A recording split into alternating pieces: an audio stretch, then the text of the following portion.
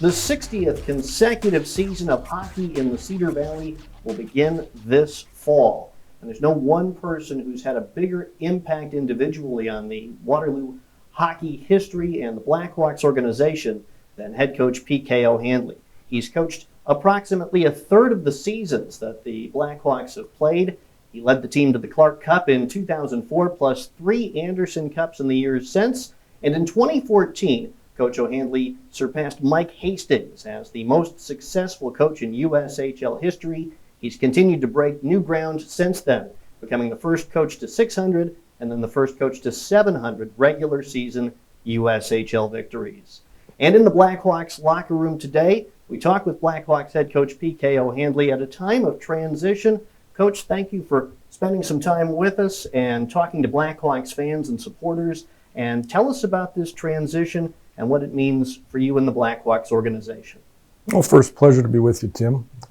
19 years is a long time to be a head coach at any level, and this level for sure. And it's time, I think, to transition into more of a managerial role, if you will, to oversee the hockey operations of the Waterloo Black Hawks, which I'm excited to do.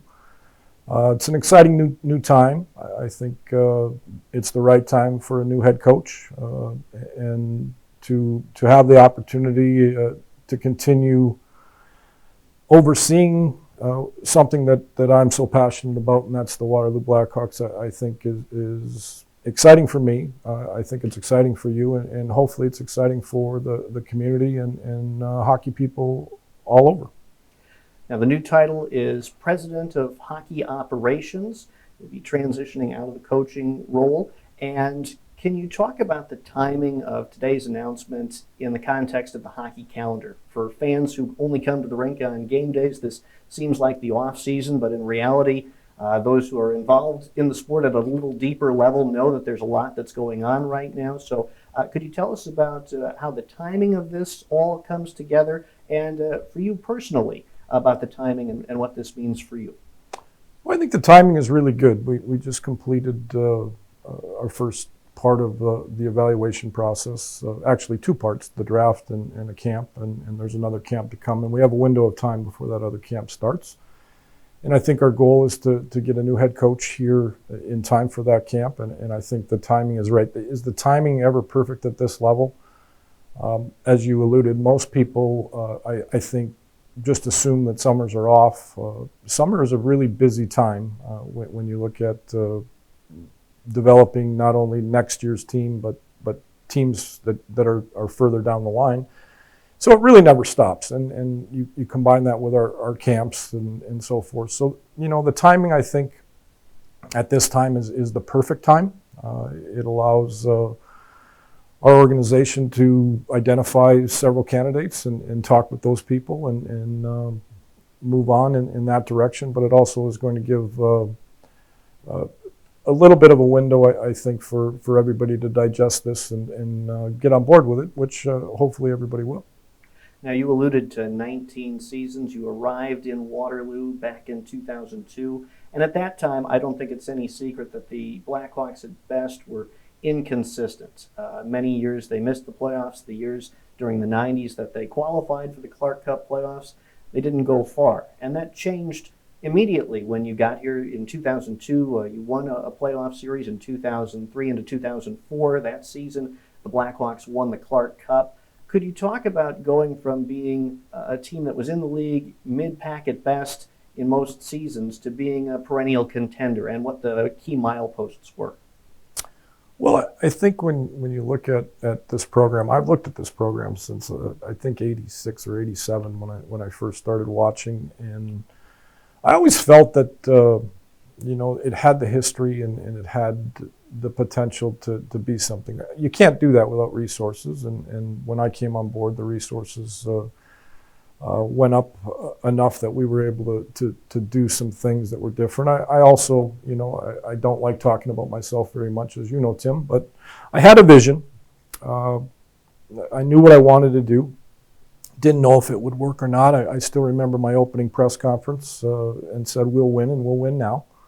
A very bold statement, certainly a bold statement that I made. I can still see Karen Wente looking at me and Doug Miller said, "Are you crazy?" But it worked out, and I think the vision that I had, Todd Klein got on board early. Chris Talk was here. Our front office people at the time got on board, and we were just able to create some momentum. And I think you look at the players that were here, and those guys were, I think, a little underrated. One of them still playing today in number 8, and Joe Pavelski, now number 16. But we had other guys, Matt Fornatero. We had good players, and they needed direction, they needed structure, and all the, every once in a while things come together. And to explain it all, I don't think I can, but the pieces were there. I think the template was there, and the vision was there, that it all came together the right way at the right time. Now, success leads to people taking notice, and over 19 years, I'm certain that there were other opportunities in coaching that you could have pursued, other opportunities maybe outside of coaching, but in hockey that you could have pursued, but you stayed in Waterloo in that time. What was right about Waterloo that kept you here? What were the things that made the difference when looking at the different opportunities and weighing why Waterloo was the place to stay? Well, it wasn't originally the plan, Tim. We were going to come for a couple of years and then try to do something else.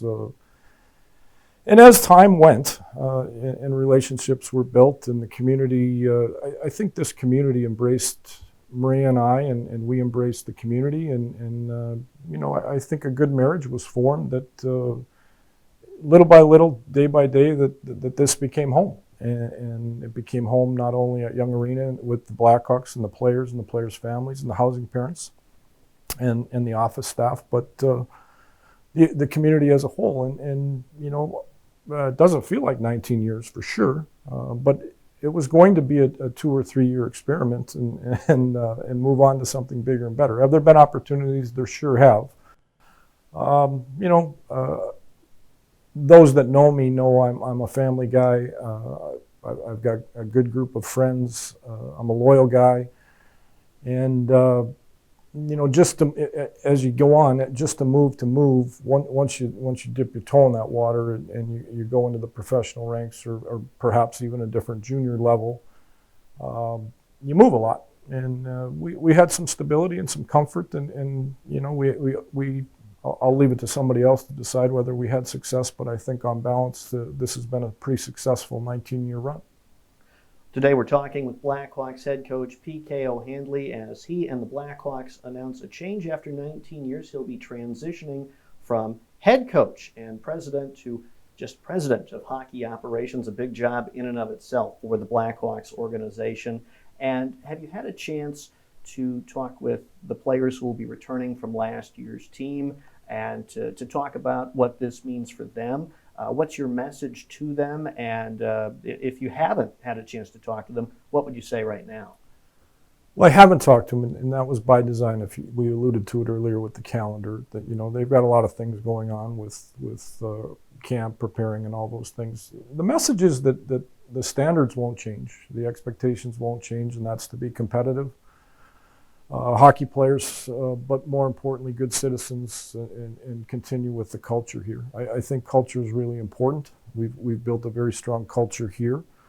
The guys that have played here, certainly the affiliates that have been around here, understand that I think there's a standard and there's a responsibility of being a Waterloo Black Hawk, to be a community guy, a giving guy, and those types of things, but to be a real good human being. And that's not going to change. I'm not going away, so I'll be here as needed to assist any player at any time, and certainly the new coaching staff. Look forward to that. I think that's a really exciting thing, and for our players, I think it's really exciting. I think it's exciting to we'll have a relatively new team with certainly some really good veterans, and I think a sneaky good hockey club. It's set up for not only next year, but a couple of years down the road. And it's just a really good opportunity for them, and I think the new staff to mesh and carry on. In 19 years with the Blackhawks and will include the 7 seasons with the North Iowa Huskies and 4 years in the ECHL and plenty of other coaching opportunities. I don't think that there's probably much that you haven't seen from the standpoint of coaching style and different ways that a coach might approach their team and the responsibilities that they have. Could you talk about the attributes that will be important for the next head coach of the Waterloo Black Hawks? And as you're in a position to lead the search for that new head coach, what types of things that you'll be looking for, and a little bit about the timeline that we should be aware of? Well, I think number one, the new coach will be allowed to put his stamp on it. It'll be his team to coach, and we're looking for, I think, a guy that, the X's and O's and all those things matter, and he's going to be able to decide what those are and how those work. And I think more than that, we're looking for, I would think, a really good human being, a character person that believes in the logo, that understands this is a player-centric organization, and I think a developmental league that sometimes we forget about, that it's about the players. And if, there's a lot of those guys out there, and we're going to turn over every stone and look in every box to find them. And the ones we select to talk to, I think, can put forth a plan and show that he wants to be part of, I think, obviously partial Tim, we both are, but this is a storied franchise, an original franchise, and one that a lot of people have collectively brought from the depths of despair to bring back from what it was initially, and that was a really strong, powerful hockey organization. You alluded to Chris Tock and to Doug Miller, A.J. Ligman, and Yeah. there are a few others that were here when you arrived, and there was a degree of continuity that I'm sure must have been helpful to you when you were finding out about being the head coach of the Waterloo Black Hawks. And there'll be continuity for this new head coach with you here as the team president and with many other pieces in place. But could you talk about the continuity of this transition and the importance of not throwing someone in on the deep end? Well, we've always prided ourselves here as I think, being different and different in a good way. We've always tried to be a leader, a trendsetter, and staying ahead of the trends. So I think continuity will be important. Obviously, I'll be around, and our front office is intact. There's no changes there. Todd Klein, who's the best in the business and been here for a long, long time. And Spencer Papinga, who our strength coach and equipment manager. The support around the new staff will be, I think, really good. But, at the same time, we don't want that person overwhelmed with, how it used to be. So, but it is important. I think it's important when you look at this organization and its history, the history that we want to continue, that there's some continuity here, and continuity is important. And there's a lot of knowledge collectively in this group around this new staff that will be able to assist and help, and he and they won't have to do it by themselves. And saints preserve us for me not mentioning Todd with that group after now more than a quarter century as the Blackhawks trainer. Yeah. But let me reiterate the new title, the slight adjustment to the title as President of Hockey Operations. And, of course, the President of the United States gives a State of the Union address once a year to Congress. So let me ask to wrap up by having you talk about the state of the Waterloo Black Hawks today and where you would like to see the organization go, both short and longer term. Well, first, I've never really been caught up in too many titles. I guess I get another one that I haven't had before. Maybe I have somewhere along the line, but the state of the Blackhawks, I think, is good. We had a hiccup last year on the ice for a multitude of reasons. I think people forget we were in first place and knocking on the door when the pandemic struck. And there's a lot of good pieces for the Waterloo Blackhawks hockey team, both veteran and incoming, and then, as I said earlier, down the line. So that... And much credit goes to Shane Fukushima and our scouting staff for assembling what I think was a really good draft, and both not only for the now but for the future. Um,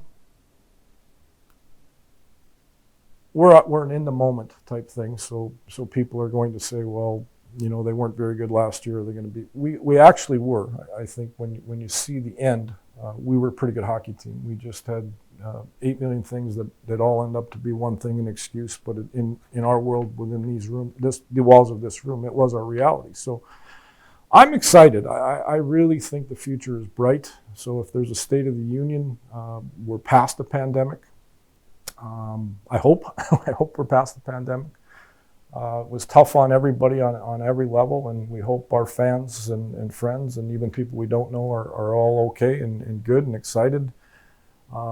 Couldn't be more thrilled for the Blackhawks to hit the ice next year, and it'll feel new and fresh and lots of exciting things happening both on the ice and off the ice. And it's really a great time. And I think people will, you know, if you looked at the end of last season, people wanted to come to hockey games again. It's probably my biggest regret for last year's group is they didn't get a full building.